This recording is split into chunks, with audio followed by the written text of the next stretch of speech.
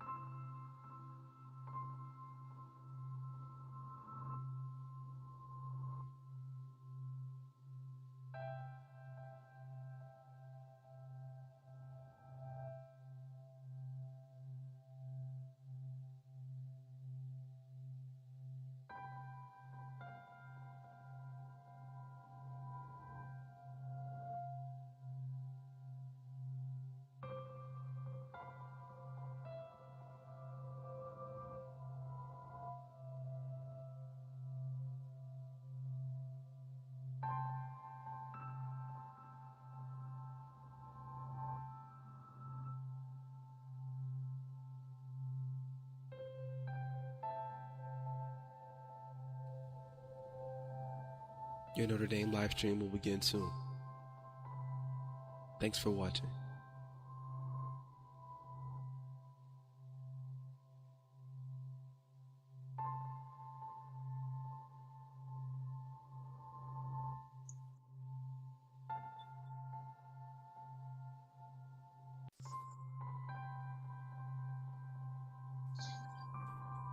Your Notre Dame.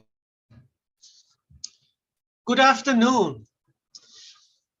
Greetings from the Nanovic Institute for European Studies here at the University of Notre Dame. My name is Clement Sedmak and I serve as director of this institute. As many of you know, we are preparing for our commencement weekend here in Notre Dame. The commencement speaker this year will be Archbishop Boris Gudziak, the highest ranking Ukrainian Catholic prelate in the United States and the president of the Ukrainian Catholic University in Lviv. We are very excited to have Archbishop Boris with us. Ukraine is close to our hearts and on our minds. We have friends and colleagues in the country. The senior vice rector of the Ukrainian Catholic University, Taras Dobko, is currently a visiting scholar with us here at the Nanovic Institute. Ukraine is a country with a face for us. And since February 2022, we find ourselves in a situation where we have to rethink both the past and the future, both our reading of history and our understanding of future prospects. On February 24th, Ukraine became a target of Russia's military aggression. The largest war in Europe after World War II broke out with unimaginable atrocities, suffering, large-scale migration, but also resilience, heroism, witnesses to faith and freedom, and martyrdom. We are confronted with many questions, questions of survival and life and death, questions of global implications and a new world order, questions of safety and security in Europe and beyond. There are also questions that are specific to a university context. Many universities have Eastern European studies departments, faculty and courses. There is the field of Russian studies. At the University of Notre Dame, we have a department for German and Russian languages and literatures. What does the war mean for these academic settings? What is the future of East European studies? Our panel today wants to focus on a specific question. What are the challenges now facing the field of East European studies with respect to Ukrainian and Russian studies in particular? How would the field and institutions attached to it have to change given the war in Ukraine? Which place should the study of Ukraine and Ukrainian language have in the landscape of future East European studies? How will and should the Russian invasion affect the way Russian history, culture, and language is being researched and taught at universities? How can East European studies contribute to lasting peace? Once again, in one question, what is the future of East European studies? We will explore this question in a 1.5 hours panel, which is more relaxed and slower paced than most of our panels that are normally restricted to an hour. We will discuss issues of objectivity and moral engagement. We will discuss institutional arrangements and research needs. We will discuss the connection between scholarship and politics. I'm grateful to all of you for joining us for this panel, and I'm particularly grateful to our 5 wonderful panelists who will help us navigate our topic. I will briefly introduce them in the order of speaking.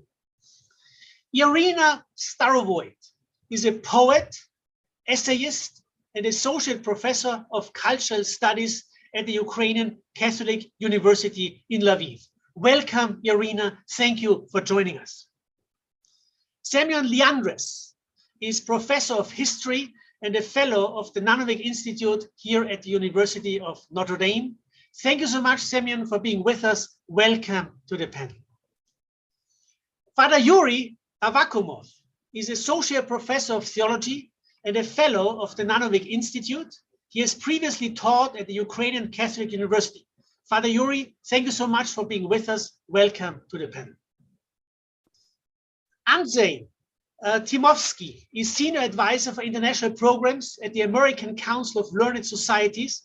He has run the ACLS program in Eastern Europe. Thank you so much, Andrzej, for being with us. Welcome to the panel. And Olenka Pevny is university lecturer in early modern Slavonic culture and history from the University of Cambridge. Olenka, thank you so much for joining us. Welcome to the panel. Each panelist, that's the idea, will offer an input of up to 10 minutes. After that, we will have time to engage with questions and comments. You have the Google form that you may please use to give us your comments, footnotes, feedbacks, and questions and remarks. And now, without any further ado, welcome, and please, dear Irina, if I could give the floor to you for your introductory remarks. Thank you, Irina. Welcome all.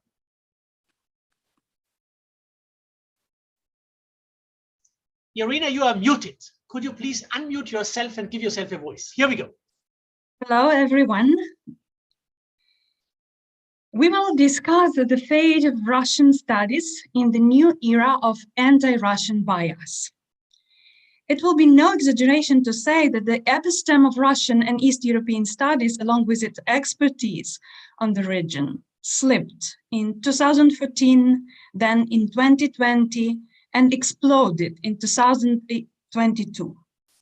When starting to talk about Russian and East European studies' future, let's take a step back and ask whether these studies already have a history of transformation and self-revision.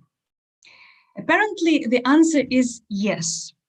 And most of the scholars in the field would agree that it started not in Russia, but in what is now Germany, Austria, Czechia, and Ukraine, first and foremost in the early 19th century, Kharkiv and Kiev.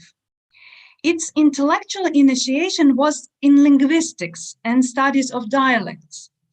Its temple and gurus were in folklore studies and mythology. At the turn of the 20th century, the field's gravity was affected by the rise of literary studies and critical theory, then history, and lately by the demand of Sikh description and cross-discipline expertise on the region. Russian studies, later expanded to East Slavic studies, took off as both imperial and anti-imperial, colonial and anti-colonial project. There must be some interesting dynamics and self-critique of its research optics development, as in many periods it was intellectually unfree, dubious, and distorted by censorship or ideological pressure and purges in the academia. In terms of sociology of knowledge and expertise, it was many times interrupted, displaced, and had to start elsewhere anew.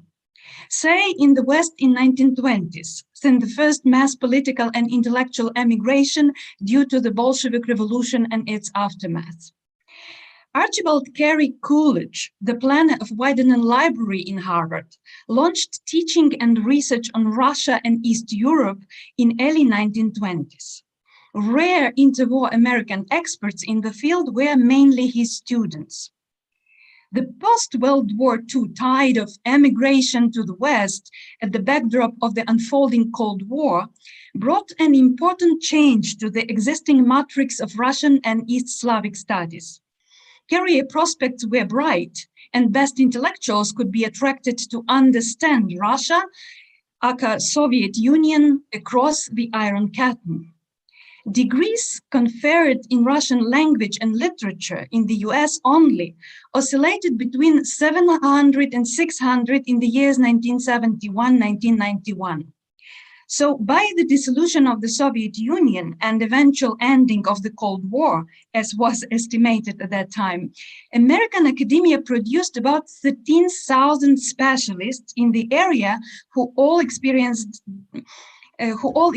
decline in job opportunities after 1991 as Russia-related research and training decreased in government funding.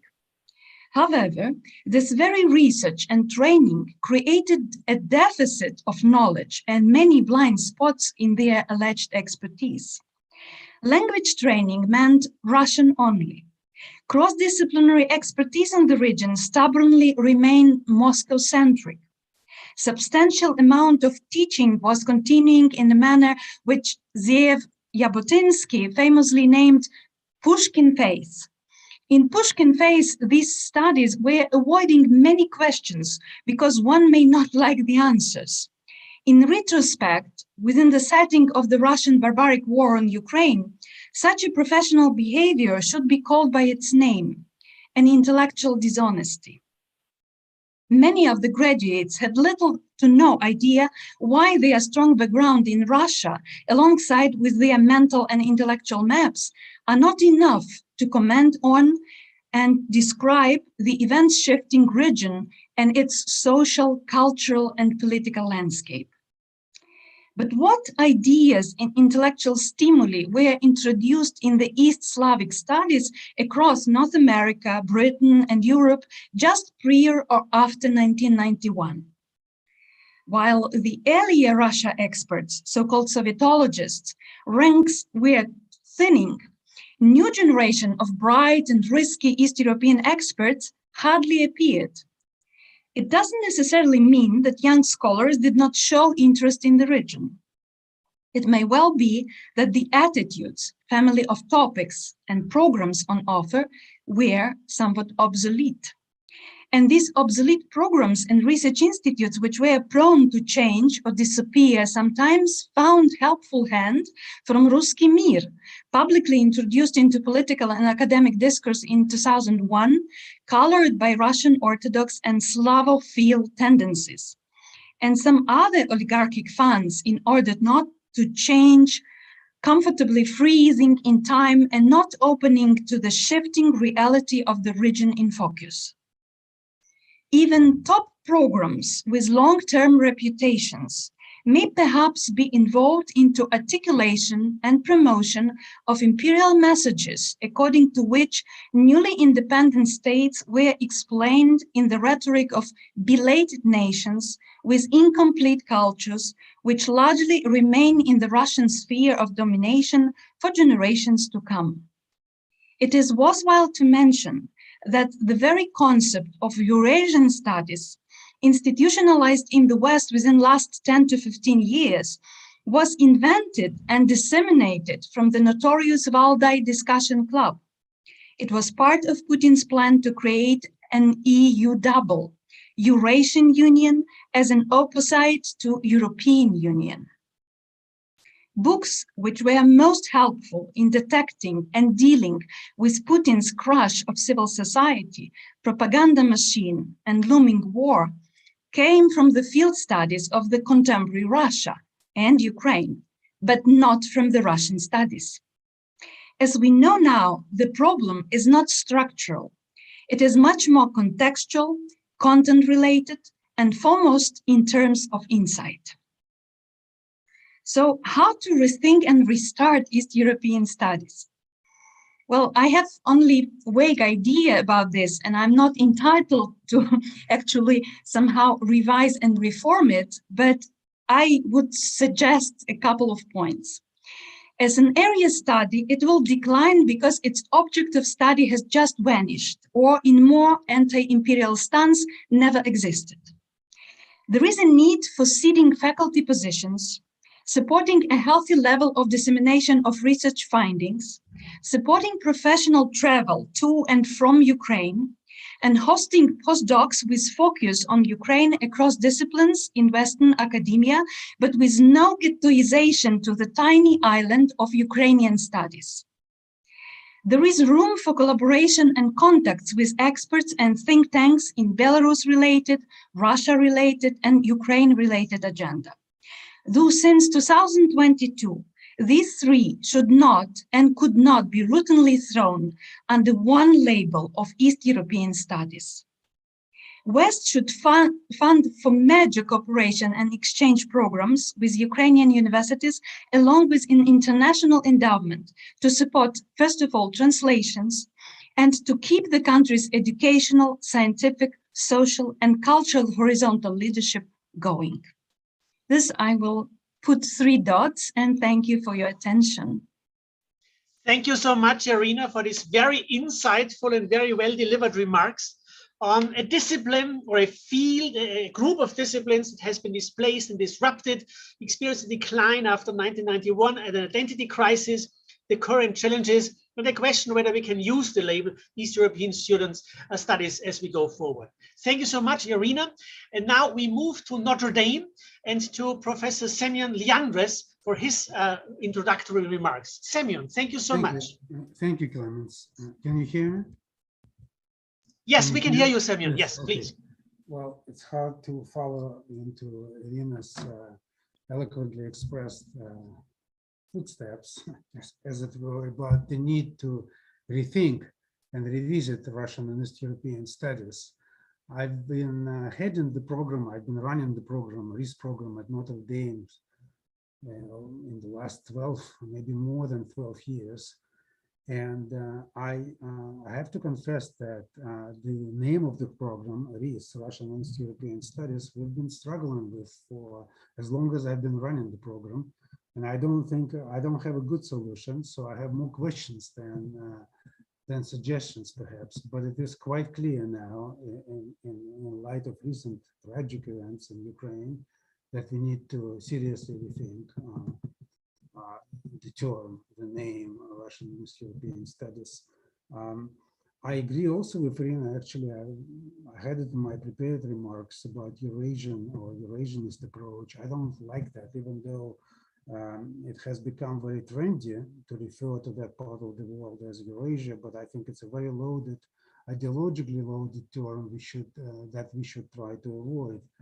So perhaps what we need to do is to place not just Ukraine in East European context, but Russia in East European context, and think about renaming the whole field as East European and East of Europe studies, or something like that, to include Russia. I'm of course just throwing out ideas without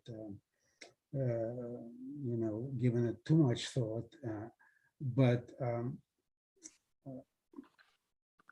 I would be very grateful for the fellow panelists and of course for the audience for their insights on how to rename, how to adequately rename our field, our broad field, interdisciplinary field, or fields rather.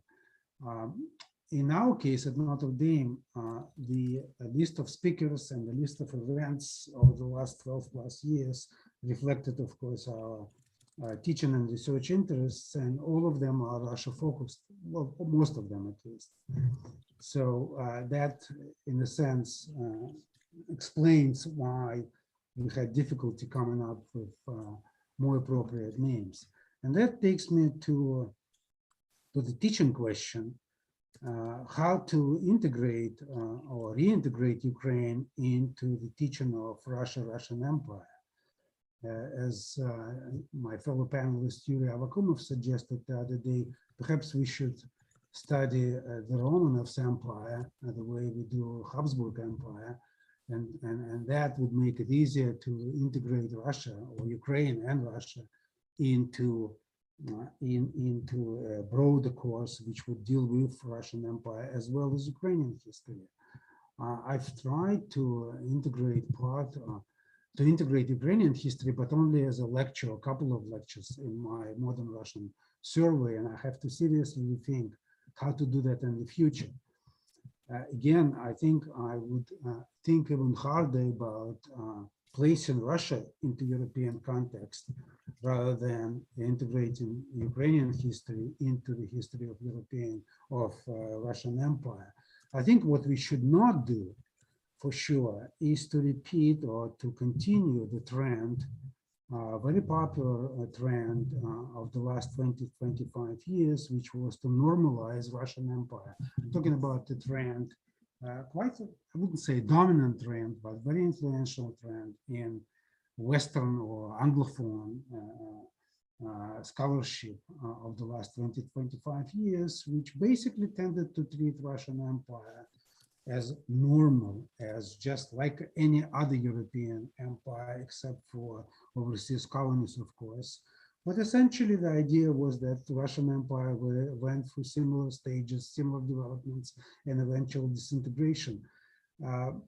I never subscribed to that idea myself, and I'm not a student of Russian Empire, but it is quite clear that Russian Empire was anything but normal, just a level of sheer brutality and utter perpetual disrespect for human life, dignity, and civil liberties, which continues, of course, today, makes Russia anything but a normal empire, normal quote unquote, of course. So that trend, the normalization trend or trivialization trend, should be revisited in my view. And finally, since I wear many hats here, I'd like to say a word as a researcher, and I think the recent events, tragic events, underscored, if anything, underscored a very acute need to preserve historical records. And I'm talking about records in Ukraine, audiovisual material, of course, written records, and so on. And here I have to say that Notre Dame was a pioneer in these efforts.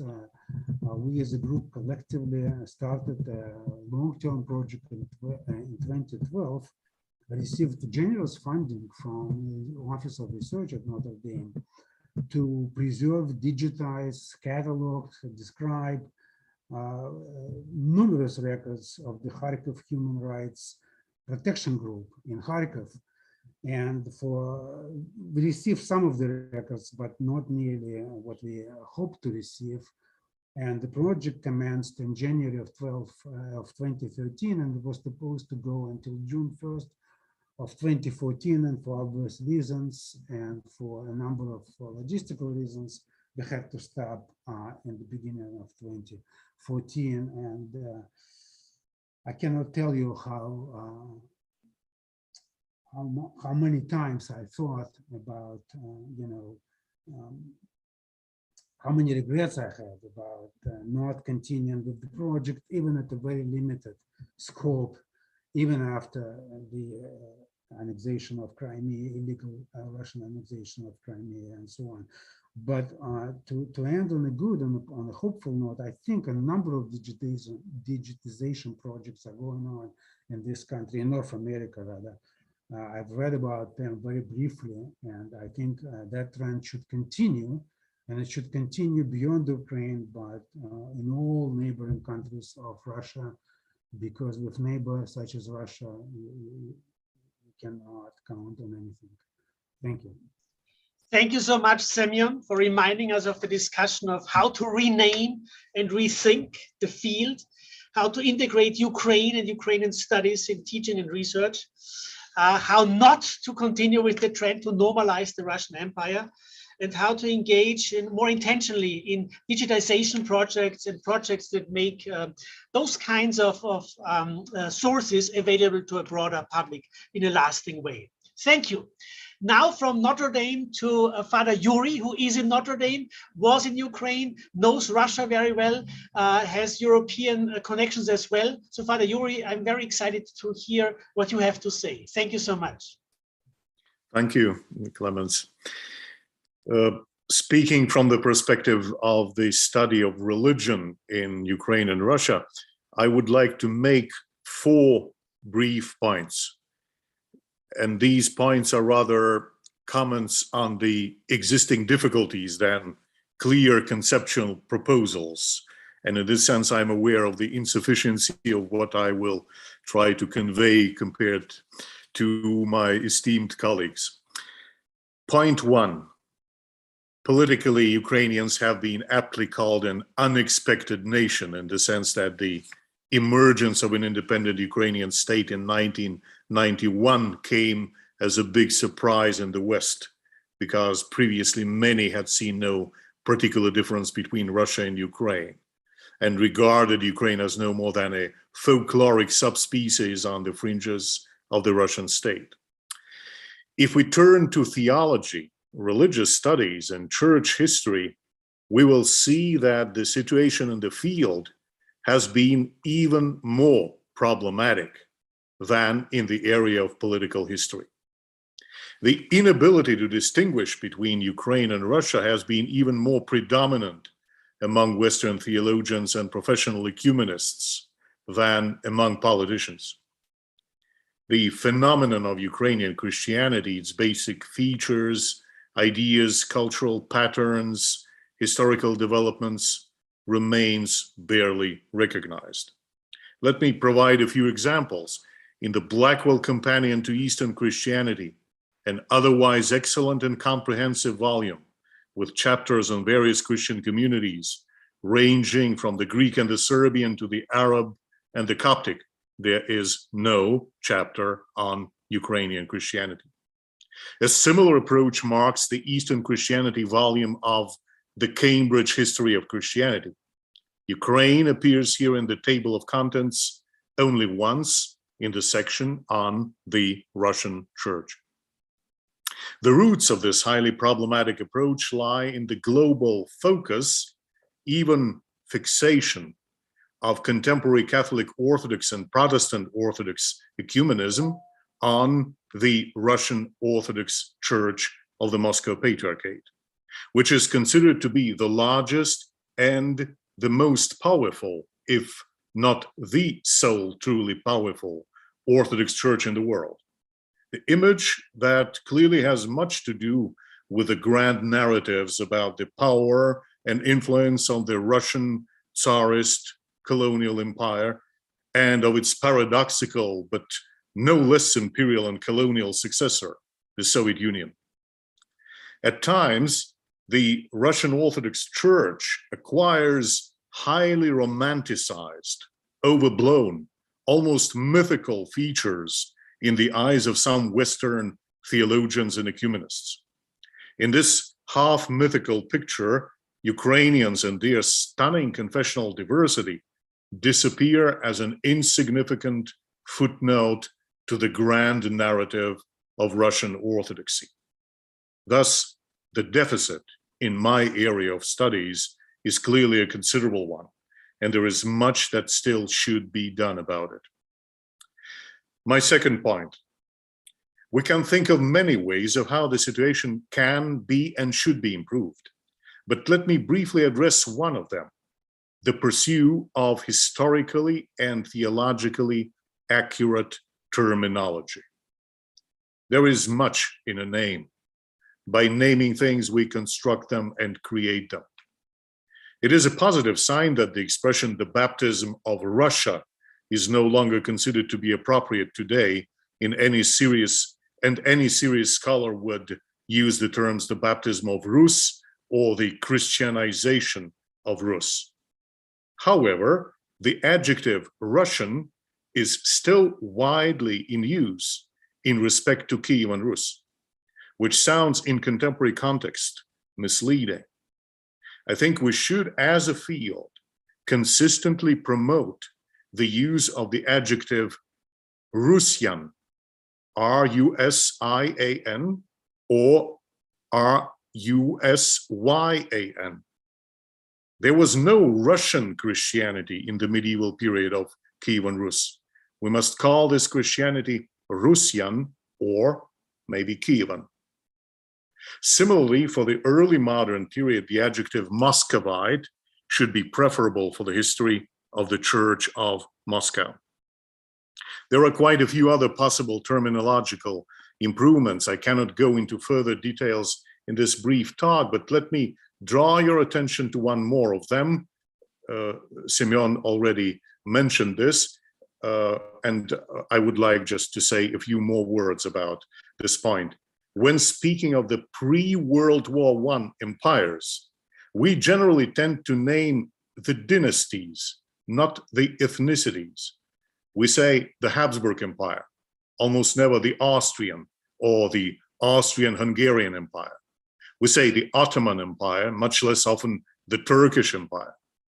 I think for terminological clarity, we should consistently promote the use of the expression the Romanov Empire, not the Russian Empire, thus emphasizing the multi-ethnic, multi-confessional, multi-religious character of this basically colonial state. The research on the Romanov and the Soviet colonialism should be a part of East European studies. My third point, the difficulty which church historians and theologians are facing when exploring and trying to clearly delineate the contemporary Moscow Patriarchate's role in Russia and in the other states of the former Soviet Union and the Eastern Bloc, is that the leadership and the main part of the clergy and the Russian Orthodox Church function today as agents of the Russian political propaganda and influence. And even more than that, they have been willing promoters, if not the co-inventors of the new Russian imperial militaristic ideology. Just let me remind you that it was Patriarch Kirill of Moscow who first began to publicly promote the idea of Ruski Mir, Russian world or Russian space, the ideological construct meant to embrace Russians and Russian-speaking people over the entire planet, all of them belonging from the standpoint of the Russian Orthodox Church to the area of the pastoral care of the Moscow Patriarchate, be it in actu or in potentia. Another ideological construct of this kind is the slogan, Russia, Ukraine, Belarus, the one Holy Rus, which has been repeatedly employed by Patriarch Kirill and the leadership of the Moscow Patriarchate. Politically, the slogan means, in effect, the denial of Ukrainian and Belarusian independence. Ecclesiastically, it means that, according to Kirill, Christianity in all three countries should be under the domination of the Patriarch of Moscow. The concept of one Holy Rus denies Ukrainians and Belarusians their right for independence, the political independence from the Kremlin and the cultural and religious independence from the Church of the Moscow Patriarchate. I would actually go even further and say that, in my view, the ideology of Holy Rus and of the so-called Russian world or Russian space has a clear racist undertone, since it approaches the two neighboring nations, Ukrainians and Belarusians, and these nations as a whole, as a sort of imperfect Russians, little Russians, sub-Russians, not worthy of being recognized as genuine nations. This ideology is politically toxic and therefore, in fact, pseudo-Christian. When facing such a reality, we must be wary of taking these pseudo-theological constructs for pure theology. We, precisely as theologians and church historians must be prepared to expose the presence of an aggressive and militaristic political message within the constructs that might sound pious, well-minded, and even otherworldly at first glance. And my fourth and final, very brief point. In the context of Russia's war against Ukraine, in the time when so many people and scholars among them take sides in this conflict, we hear voices in the academic community warning us against political engagement in research and underscoring the necessity of scientific objectivity. Absolutely supporting the objectivity requirement in the humanities, in the sense that it is our obligation to follow our sources in our research. Let me, however, call for a deeper look at the issue. The dichotomy, either political engagement or objectivity in research, seems to me insufficient and, in a sense, flawed. Political engagement is not the only option. We should add a third member to this picture: moral engagement.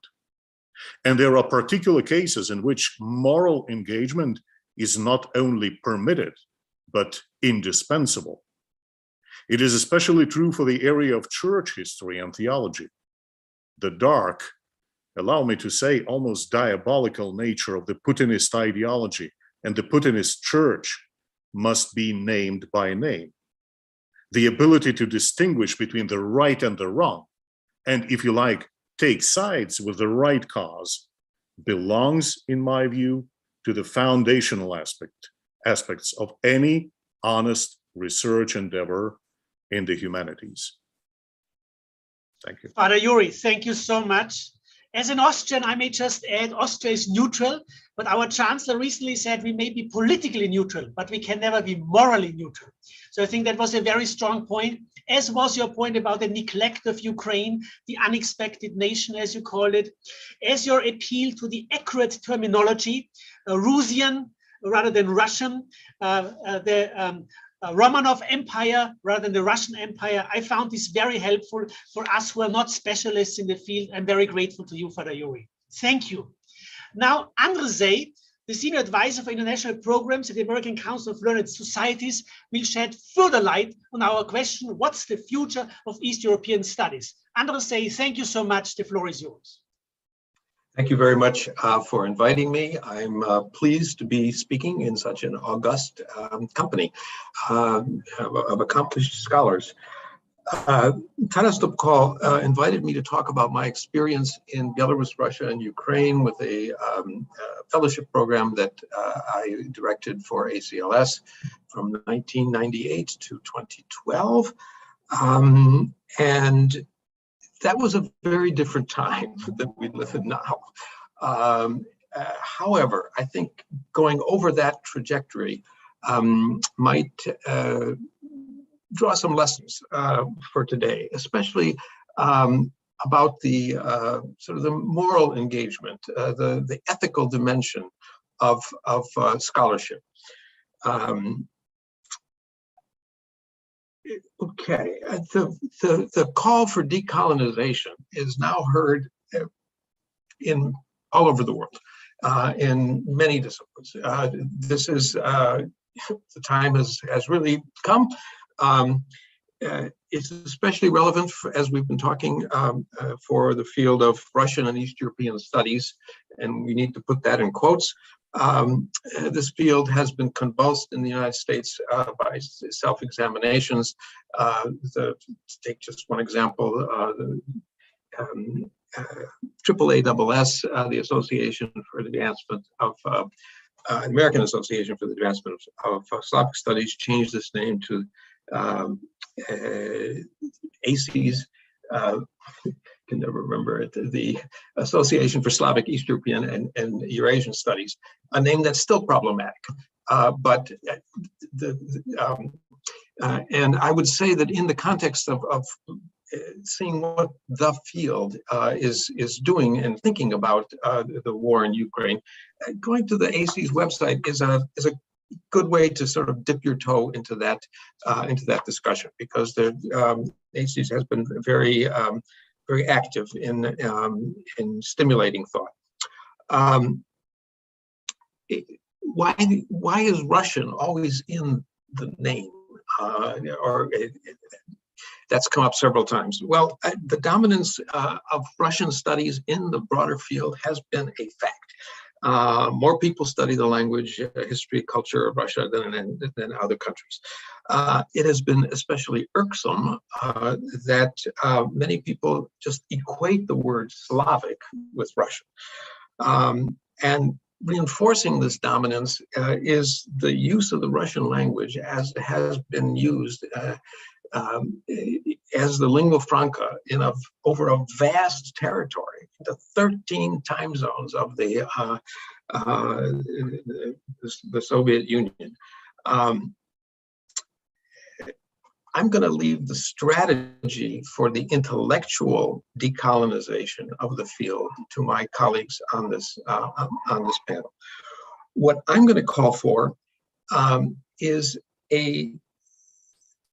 the promotion of a certain habitus, understood as a structured disposition, which I think is indispensable as a complement to the intellectual decolonization, and indispensable for a fully flourishing, open-ended field of inquiry. The habitus I want to talk about today, based on my experience that Dovko asked me to talk about, is grounded in language, knowledge of the relevant contexts, and a will to mutual understanding. So if we're trying to think of what can this broad field be like, including people studying various countries, areas, cultures, histories, societies, I'm saying that habitus is a prerequisite. The program that I directed was called the Humanities Program in Belarus, Russia, and Ukraine. The funder wanted us to call it the program in the former Soviet Union, which we rejected. That program operated in those three countries, giving fellowships, giving grants to scholars to stay in those countries, and as one of our advisors put it, to give up their second or third jobs so that they can continue their scholarship. And I want to follow the trajectory of that program as it developed and as a new association emerged, Международная Asociacja Humanitarii, the International Association for the Humanities. I'm hoping that this will give us some sense of clues for what to do in the future. So I said habitus, this motivated worldview, is grounded in language, knowledge, and a will to mutuality. Both the Humanities Program of grants and MACH, the association that grew out of it, insisted from the very beginning on multilingual communication. This was easier for Belarusians and Ukrainians because they, of course, knew Russian. However, I wanted to point out, as we learned in the practice, that the will to understand is not the same as the will to be understood. So there were instances where we held meetings in Kyiv, and they were conducted almost exclusively in Ukrainian at top speed. We needed to work on helping those who don't fully understand to be able to understand.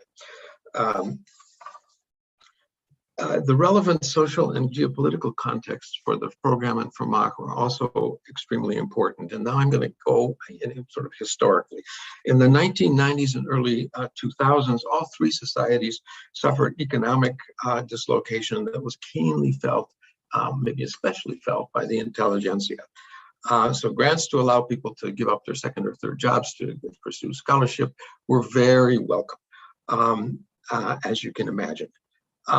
What was also welcome, and this was a surprise to me, was the opportunity for human contact that our program, our program provided through annual meetings. And these meetings shifted from city to city. The first meeting was in Warsaw, then in Lviv, then in Minsk, then in Petersburg, then in Kyiv, then in Kharkiv, Moscow, Rostov-na-Donu. Bringing people from these various groups together was something that actually stopped happening with the collapse of the Soviet Union. As rigid and ideologically repressive as the Soviet Union was, at least it allowed scholars some means to communicate. Now, the Mach, the association, was founded in 2007, and the desire for this contact and for this kind of direct communication was very high. Despite the rise to power in Russia of an obscure KGB operative and his increasingly repressive policies. These led to the situation that it turned out that Ukraine was the most free, open base country in which an international organization could be registered, in which we could open a bank account, and the sort of the very center of gravity of Mach began to shift toward Ukraine. By 2014, as is well known, the geopolitical winds began to blow with a deadly chill. It was a time, 2014, where the elation of the Maidan was still fresh in people's minds. This was a victory that it just was miraculous and uplifting. On the other hand, there was the Russian annexation of Crimea and the incursion into Donetsk and Luhansk. In this changed atmosphere, Mach was still organizing. We lost Andrusei. Let us see whether he's coming back.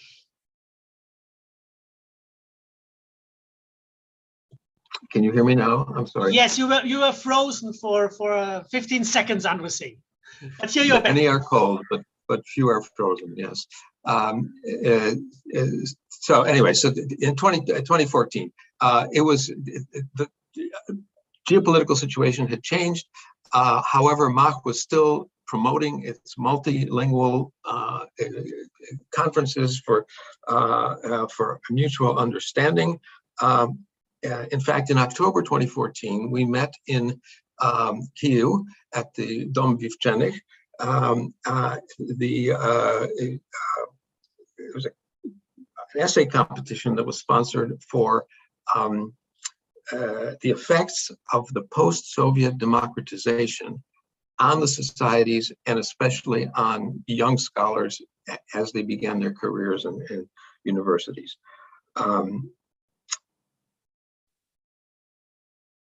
In 2016, the armed conflict was still ongoing in the East, but Mach was able to organize just an incredible, a huge conference in Lviv at the Ukrainian Catholic University with ACES. If you have a chance, go to the Mach website. I can give you the URL. there's a lovely video which shows that sort of moment in the sun in the midst of this darkling clouds all around.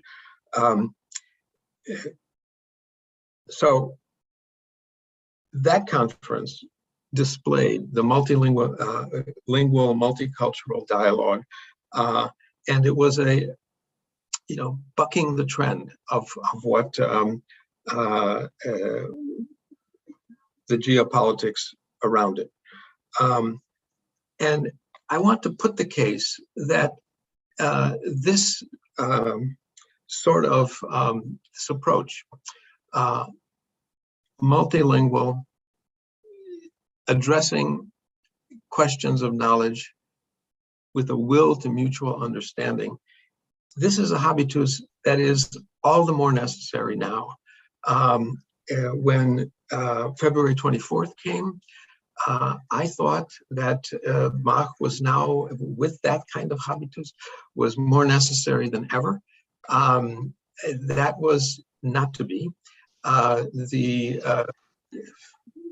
For reasons that I don't need to go into here,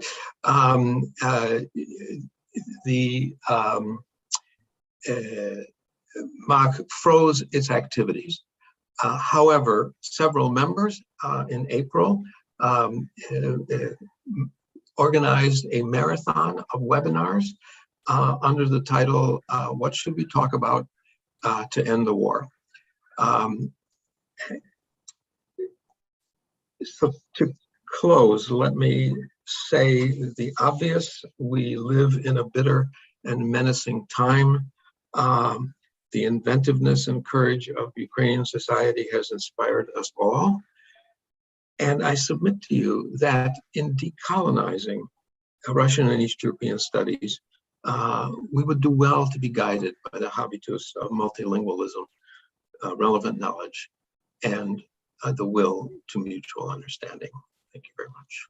Thank you so much, Andrzej, for mentioning decolonization as a project, not only in East European studies, but all over the humanities and social sciences and beyond.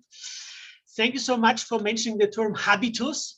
It reminded me of Father Yuri's point about moral engagement, and that we are not neutral observers of the world around us, what you call the motivated worldview, language, knowledge of the context, and the will to mutual understanding, with also the exemplification of the conference that you mentioned. It is possible to engage in this kind of multilingualism based on the will to understand and the will to be understood. Thank you so much. Now let us move to Cambridge. Olenka will give us her insights into the question, the future of East European studies. Thank you, Olenka. The floor is yours. I just want to tell everyone that I'm actually speaking to you from Poland, but it's a pleasure to be here. It's wonderful to have you from Poland as well, Olenka. Thank you and welcome. Okay, as we meet, a brutal war rages in Ukraine. The people of Ukraine are defending the sovereignty of their nation and their right to life and liberty. They are fighting for their homes and for the future of their children. The enemy they face is not just the Russian state. It is also the unconditional and insistent propagation of the great Russian narrative in the various university departments and academic institutions of the American and European continents. Today, as we watch the horrors of genocide, rape, torture, and deportation unfold in Ukraine, we must realize that it is us, the teachers, librarians, educators, publishers, academics, and faculty members who claim expertise in Russian, Slavic, or East European studies that are at least partially responsible for these atrocities. Let us take a moment to honestly consider how many of our graduating students, be they in middle school or university, know anything about the nations of Eastern Europe that are not Russia. How many of the textbooks that we use make it explicitly clear that the Soviet Union was composed of numerous republics with their own histories, cultures, and languages? How many of our academic programs offer students the ability to gain fluency in Slavic and East European languages other than Russian? I was recently involved in the hire of a Ukrainian language teacher at the University of Cambridge, where the concern focused on whether the hire would be able to teach Russian rather than on the quality of their Ukrainian language competency. The probation of this hire was conditioned on the ability of the individual to contribute to the Russian language program. In fact, although the University of Cambridge has only one Ukrainian language officer, the Slavonic section has been insistent on adding Russian language responsibilities to this position rather than expanding Ukrainian language offerings. The argumentation for this is that students come to Cambridge to study Russian, and therefore the program must first and foremost address their expectations. Soon, there will be upper language courses in Ukrainian offered at the University of Cambridge, and it is my hope that the current influx of Ukrainian refugees will contribute to the creation of an entry track in the study of the Ukrainian language and of Ukrainian culture. The reality has changed. So must the offerings of our programs. I can continue listing the numerous imperialist tendencies that I have encountered in choosing to study, research, and teach a non-Russian field of East European studies, but this will only breed frustration. The question now is how to emerge from this quagmire of colonialism that plagues East European studies. It is my firm belief that the students are not engaging in Russian, Slavonic, Eurasian, and East European departments, or more broadly in foreign language departments, precisely because we do not teach the subjects or languages relevant to today's global world. In today's world, the local and the global are linked. A war for freedom and democracy in Ukraine is a global war, regardless of how those holding caches of ammunition decide to define the parameters of NATO or Europe. This is because we live in an integrated world where economies, technologies, travel, global, ecological, and humanitarian concerns obliterate distances and force us to engage in discourse on numerous local and transnational levels. We, or rather our students, crave to know more about the friends they make across the globe, about the languages that are spoken in various corners of the earth, about different cultures, about the distinctive signification of quote unquote spicy food or good weather in Azerbaijan, in Ukraine, in Kazakhstan, and not just in the UK. They want to travel the world and explore little trekked areas of the globe rather than spend their year abroad in Moscow or St. Petersburg. How do we break the imperial hold of Russia on the study of Eastern Europe? We can't possibly offer courses on every language and culture of the world in our academic institutions.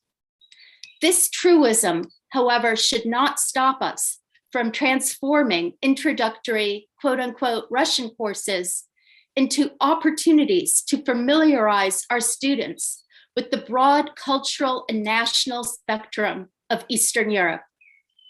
We can and should stop teaching Eastern Europe through a great Russian prism and instead tell a story that acknowledges the existence and perspectives of others in this part of the world. One way of doing this is teaching thematically and from a post-colonial perspective. We need to stop separating Eastern Europe from the rest of the world and instead focus on exploring how the peoples and cultures of Eastern Europe form the world. Let's stop talking about the rise of national identity from a great Russian perspective and instead focus on the growing national awareness among the various people of the former Russian Empire. Let's help our students discover the impact of various languages on the transformation of the Russian language, and thus begin to reconstruct the notion of a pure Russian language.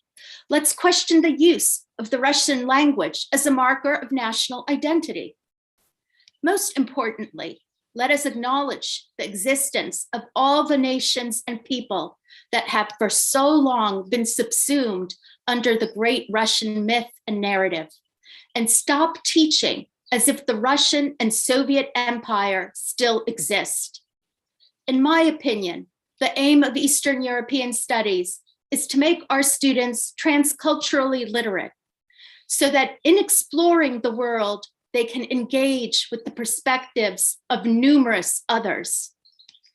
This does not mean that we should not have culturally or historically specific courses or teach Russian, Polish, Ukrainian, and other languages. Quite the opposite. Each educational institution should embrace the teaching of diverse languages and cultures of Eastern Europe within its means. I envision an academic world where Russian culture and language are not aggrandized above other Eastern European cultures and languages, and where different departments of Eastern European studies offer expertise in a specific selection of Eastern European cultures. For example, students with an interest in Ukrainian or Georgian studies apply to universities able to offer courses in such specializations. And in these academic transformations, Russian becomes a culture and a language on par with other cultures and languages. While it is true that research on topics in Eastern European studies require good knowledge of Russian, it is also true that it is no longer possible to study Ukraine without the knowledge of Ukrainian. It is this new reality that departments of East European studies must address to remain relevant. Thank you. Olenka, thank you so much for this passionate appeal to a new way of studying Eastern European languages and cultures in the plural, for asking bravely this question, how to break the imperial hold of Russian on East European studies, how to think globally, and how to teach and do research from a post-colonial perspective. Friends and colleagues, thank you so much for your input. We have a little less than half an hour for questions and comments. And if I were to summarize what I've heard from our 5 wonderful panelists, I take away 3 main points. I mean, I took notes, I have many more points, but I take away 3 main points. Number 1, the realities have changed and our scholarship and teaching has to change accordingly. And we have to be very careful in dealing with imperialism, neo-imperialism, and have to embrace a decolonizing perspective. Secondly, terminology matters. The terms we use, the words we use, how we articulate just the name of the field makes a difference. And thirdly, the moral engagement of the scholar, the habitus that Andrzej has called it, and our way of engaging with politics from an inhabited worldview. We have a few questions that have come in. May I direct a first question to Father Yuri, please? The question is from Andriy Yazinovsky, recent Dean of Humanities at UKU. And his question is, what needs to be done to reveal to the world the contribution of Ukrainians, Ukrainian culture, and Ukrainian spirituality to world civilization? Well, I will try to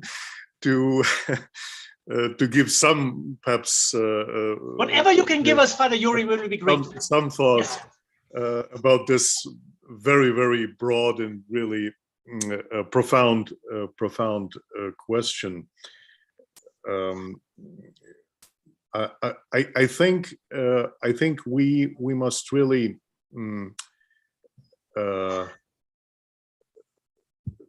try to to explore Ukrainian Christianity, if we speak about Christianity in particular, on its own terms. And by saying so, I mean in particular also such interesting and fascinating character of Ukrainian religious scene, if I may use this expression, as its pluralism.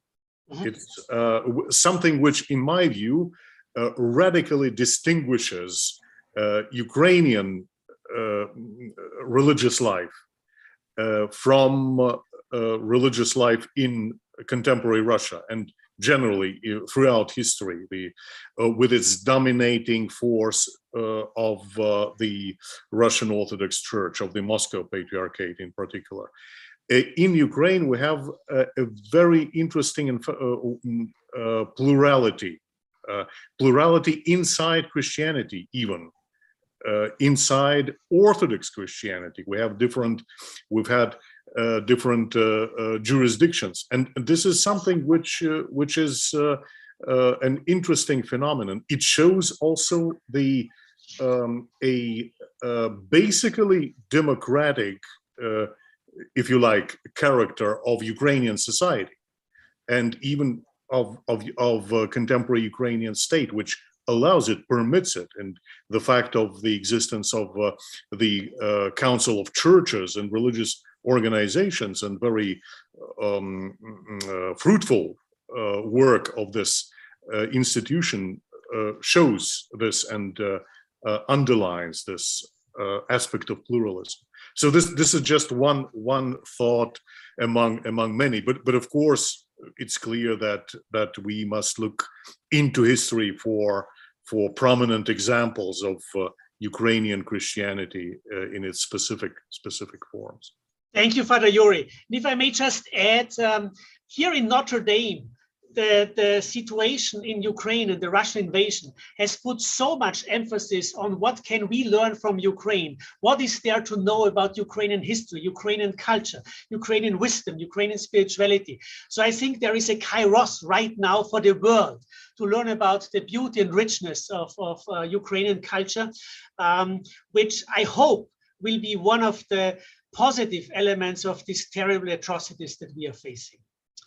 Can I move to another topic, that's the future of Russian studies? And I would like Irina and then Semyon to comment on that. So there are two questions, and I would take those two questions together. So it's about the future of Russian studies.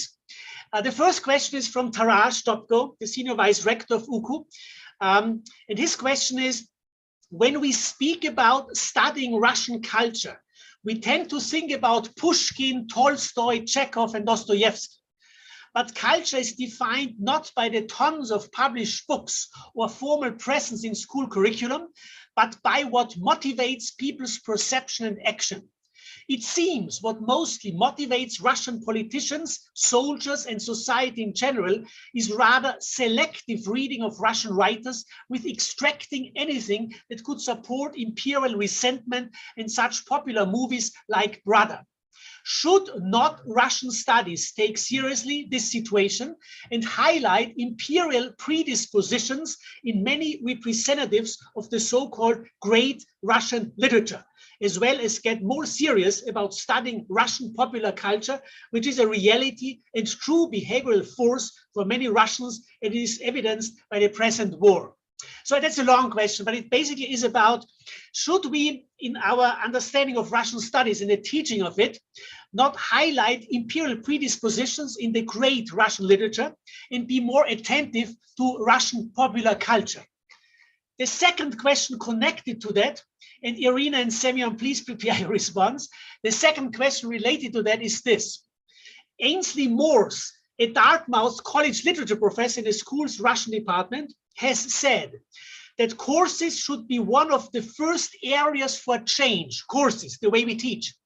And they should begin to emphasize the history of colonization within the USSR and Russian Empire, and the diversity of languages and cultures in the post-Soviet bloc, which we have heard, from Father Yuri, as well as from Olenka as well, the pluralism.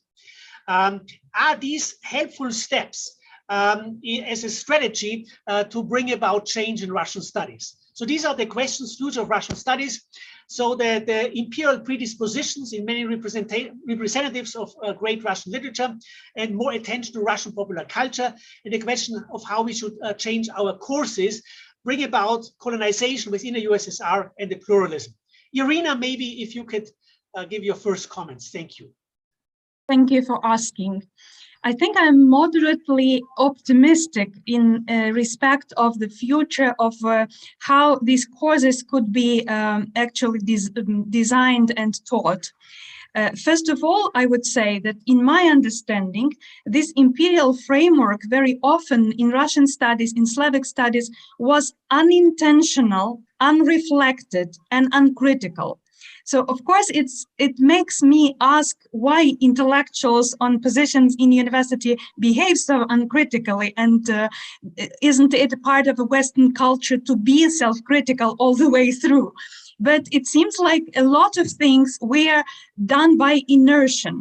And I'm very thankful to Olenka for this formula. Your talk actually was full of very brief and very active formulas. Stop teaching if Russian Empire or Soviet Empire still exist. And I would ask our audience, because I believe those who are here, they are really genuinely interested in what to do.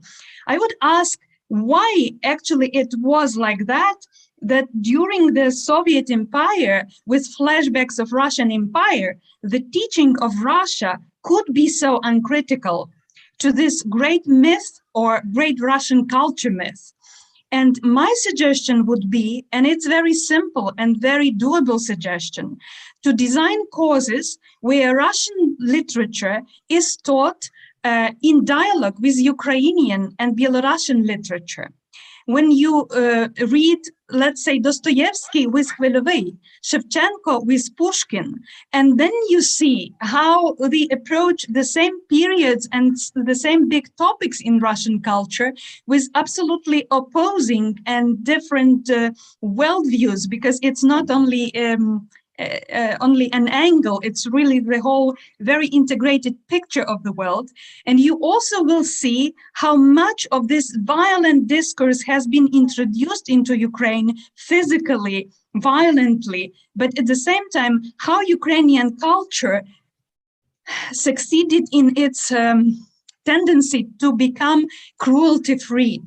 Every second generation was exposed to some big tragedy within the last 100 and something years. It is a nation which half of it, even more of it, was enslaved back in late 18th century, and the slavery of a kind has returned under Stalin.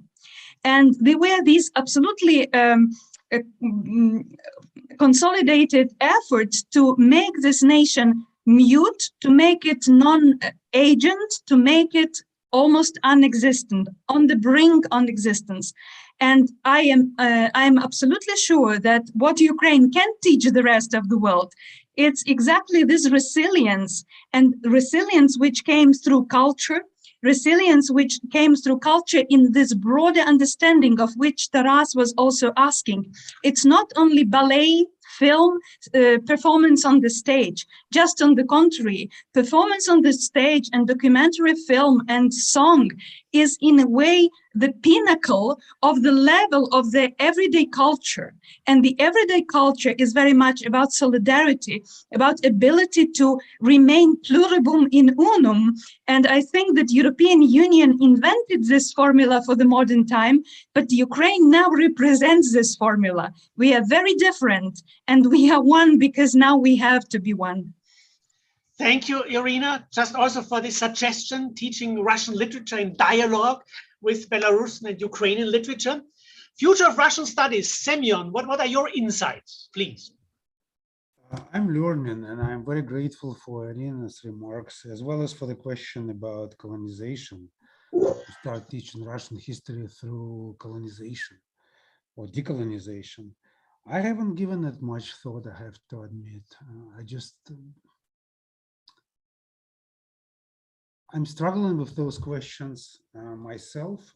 I've very recently finished reading Sergei Sergei Plokhy's Gates to Europe. And I have to say, I haven't found those answers to myself, how to approach teaching Ukrainian history or Russian history, for that matter.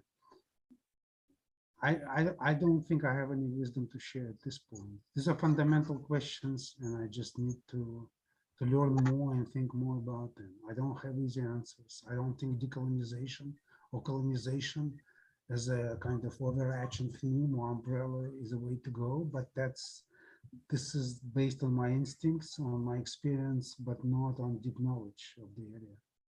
Thank you, Semyon, also for telling us, I mean, these are deep questions and we need to struggle with those questions and really don't take them too easy. I mean, there are no cheap answers. I mean, one message I heard frequently was respecting pluralism and just making sure that people understand there are so many languages, cultures, religious traditions in the plural, and make people aware of that the field is vast. Can we move to the question of concrete morality? And I would like to ask Andrzej and Olenka. And the question is about our relationships with Russian institutions. We have quite a bit of debates here in our academic spheres about ties with Russian academic institutions and Russian colleagues. And the question is this: Father Yuri and Andrzej mentioned the importance of morality in our calculus. Oleg Kotzyuba of Harvard's Ukrainian Institute has echoed this sentiment, saying, our universities have to show they have some moral standing.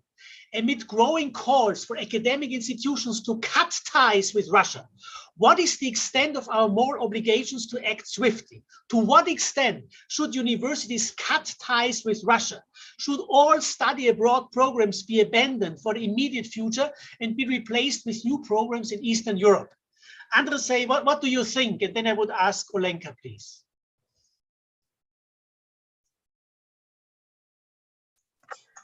Okay, thank you. That is the question of the moment. Yeah. And I'm not in a position to direct institutions. So, you know, I really work on I'm a social movement sort of person. I pay more attention to sort of popular attitudes, habitus, rather than institutional kind of decisions. So let me tread carefully. I was moved deeply by the open letter of Rector Prach of the Ukrainian Catholic University to Russian protesters. So this was fairly early on. I think it was in March, in which you know, the letter opens. He says the name Russian inspires anger, fear, and revulsion. I have to be honest about that. You know, but as Christians, we reach for texts. The text was Sodom and Gomorrah, Lot. God said, if you can find 5 honest people in those cities, I will spare them. They didn't find 5. Rector Prach says there's more. There's not just 5. There's 5,000, 50,000 untold honest people in Russia who are now protesting. So that as a statement from a university who is leading the struggle for intellectual autonomy of Ukraine, yes, and for moral autonomy, is to me really a model. Now, what to do about it? Even more practically. So ACES, the organization in the United States for the field,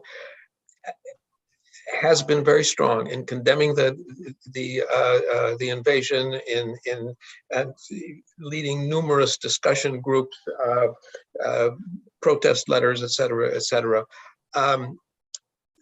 They don't recommend a blanket boycott of everything Russian. And I think that that's those two statements should be guides. And every institution, as every individual, has to take a stand and justify that stand. But I'm sorry, that's as much as I can think through.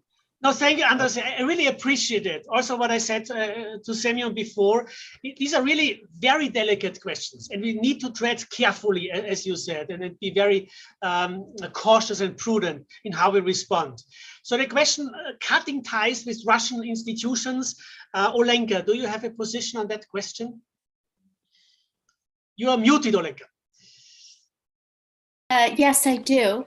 I am part of the medieval Seamsg group in the UK, and I have led the effort to ban our contacts with all Russian institutions.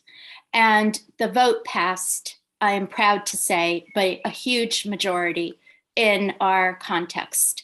I have many, many Russian friends. Some of my best friends are Russian, and I love them dearly. But hundreds and thousands of Ukrainian children and people are dying. The war must end. It will not end by making exceptions all over the place to every single rule. The rectors of Russian institutions wrote an open letter supporting Putin and the war. I don't know what else we need other than displayed bodies of children slaughtered and the total genocide of the Ukrainian nation to make us act firmly and decisively against the Russian state at this moment. This is not something for debate. It is a moral question. In the period of war, there is right and there is wrong. It is Russia that attacked a sovereign state. It is Russia that is committing genocide. And yes, there are good Russians and there are bad Russians. There are good Ukrainians and there are bad Ukrainians. All Ukrainians are getting killed. All Russians should be banned. Thank you, Olenka. Thank you, Olenka, for this, if I may say, very unusual clarity in academic debates where we normally have this on the one hand, on the other hand approach. So I really appreciate that. Other panelists, would you like to chime in on this question, cutting ties with Russian institutions? No one is forced, everyone is invited. Irina? As much as I understood, already since 2014, we had this very difficult decisions to be made because our Russian colleagues of former times, they were not allowed by the Russian law to admit that Crimea was annexed. And because of that, many of them were hesitating whether they should visit Ukraine, whether they should participate in international events. And Andriy Timovsky proudly recollected the event at the Ukrainian Catholic University back in 2016. But I believe that some Russian colleagues didn't come and they had reasons not to. So I think since then, situation only degraded. And now if I would make a selective scenario, I would say that those people in Russia who actually understand everything, who were in memorial organization or who were at Sakharov Center, why should we ban them? But exactly these people understand us very much. They understand why now we have to cut all the ties. So that's why I think Olenka helped us all to come to some moral decision, to some moral stance, which will be understood by our colleagues and friends and fellows on the other side of the curtain, because they themselves are shocked, they themselves are in grief, and they themselves could not imagine that we keep contacts as if anything is happening. Thank you. Thank you, Irina. There are questions now about, let's say there is a very brief question about history and the writing of history. which I would direct to Semyon, if I may. I wouldn't know how to answer this question. It has to be a historian. And the question is, are there better terms than imperialism and colonialism for the history of violence and campaigns of extreme cruelty of Russians across the pluralities of the regions that are Eastern Europe? Are there better terms than imperialism and colonialism? Yes, and I think whoever asked that very good question just named those terms: violence, aggression, and so on. It doesn't have to be imperialism or colonialism. Just name them for what they are. Got it. Thank you. Let's move to the. Could I Yes, ask a follow-up question to please. both Alenka and Irina? Are you suggesting the ban on official contacts with official institutions or individual scholars as well? I, for one, have very good contacts in St. Petersburg, for example, but these are individual contacts, personal contacts of many years. And I would, at this point, I wouldn't even conceive of cutting those contacts. It has nothing to do with exchanges other than scholarly exchanges, exchange of ideas, but nothing official for that matter. I'm just curious if you could clarify. So the distinction between official institutions and individual scholars, Olenka. I am in the very same boat. I have many personal contacts in Russia and with Russian scholars. I am not suggesting that we cut off ties with our families or with personal friends, but with institutions and with scholars who represent institutions and come for exchanges. Of course, it's an integrated world. We all recognize this. We have families across the borders in all places, in Belarus, in Poland, in Russia. No one is asking anyone to abandon their family or their friends, but to grant, I don't know, scholarships to Russian scholars now to support Russian institutions, Russian exchange programs. Yes, that must be banned. All right. Irina, do you agree with Olenka? I do. Then we have a clear position here, and Semyon's distinction between official institutional links and individual scholars and our relationships here is very helpful. Thank you for clarifying. We have, let's say, 3 minutes left, and then each one of you will have a final sentence. Let me just direct one final question, maybe to Father Yuri, if I may. And the question is, I wonder how within the new approach to East European studies, and especially within Ukrainian studies, we should study and approach people with mixed identities and mixed loyalties, like Mykola Holo, Pamphil Jurkevich, Alexander Podobina, and others, to do justice to their essential rootedness in Ukrainian culture and their professional realization in Russian culture. And I think, Father Yuri, you are particularly well placed to talk about this mixed identity challenge. Oh yes, that's again a question that requires a really a profound and long study and much reflection. And I think in a sense it is a specific character feature of Ukraine and Ukraine's history that there are so many personalities that are in such liminal positions.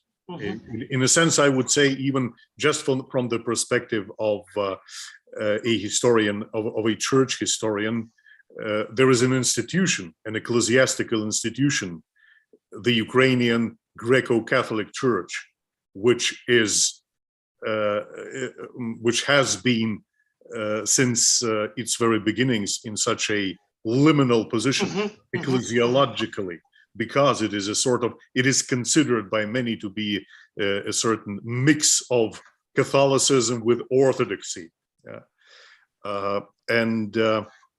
So my approach, I'm just thinking when trying to answer your profound question, Clemens. I'm just thinking about my own attempt to approach the history of the Ukrainian Greco-Catholic Church as one example.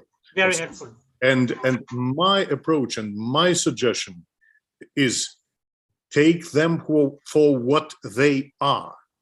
Stop approaching them from either of these two positions, either from the pure-blooded Catholic position or from the pure-blooded Orthodox position. Take them for what they are. And if you go with this approach, you will discover a lot of fascinating things about them, a lot of things that from which you can learn to discover something very important for in this particular case for your own field and for the field of theology, for the understanding of the genuine Christian message, if you like. Thank you, Father Yuri. Thank you. Friends, we are moving towards the end of our time together. Thank you so much for your contributions. May I give each one final sentence as food for our journey. I would like to go in the reverse order, starting with Olenka and ending with Irina. What's your final sentence for us, Olenka, please? You're muted, Olenka. Sorry, I would say thank you. I think that such discussions are extremely necessary, and it is the only way that we will come up with a solution to these issues. So thank you very much. Thank you. Thank you so much, Olenka. Andrzej, please, your sentence. Yes. From the point of view of a society speaking to the oppressor, I reach for a phrase from not so distant Polish history. The winter may be yours, but the spring will be ours.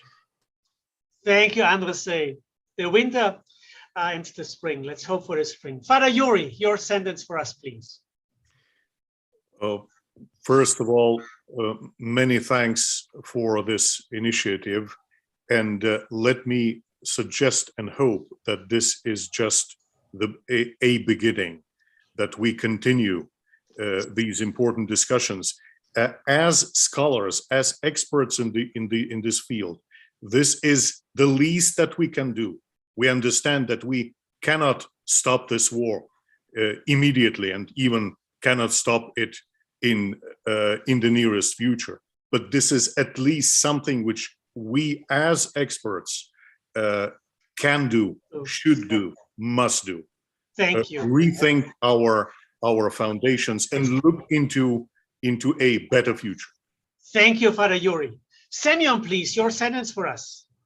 I would just echo what my esteemed colleagues have said, and I would end with Slava Ukraini. Thank you, Semyon. Nothing to add here.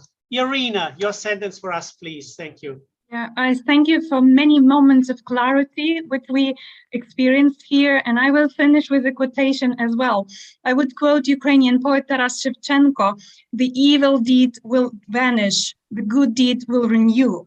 Діла добрих оновляться, діла злих загинуть." I believe so. Thank you so much, Irina. Dear all, we are at time. Thank you, dear panelists. Thank you, dear audience. We want to thank everybody who was involved. Tara Stopko was involved in the design of our panel. We want to thank our colleagues who made this panel possible, especially Tim Jackley, Grant Osborne, Grania McEvoy, and Becca Prince.